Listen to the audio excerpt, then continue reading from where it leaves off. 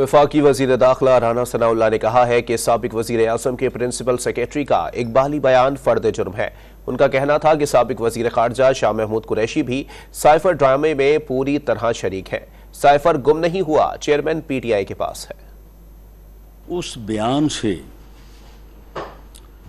یہ معلوم ہوتا ہے کہ اس ملک میں اصل میر جعفر کون تھا۔ انہوں نے پھر بڑی تفصیل کے ساتھ یہ بتایا ہے کہ کب سیکرٹری خارجہ ان کے علم میں یہ بات لائے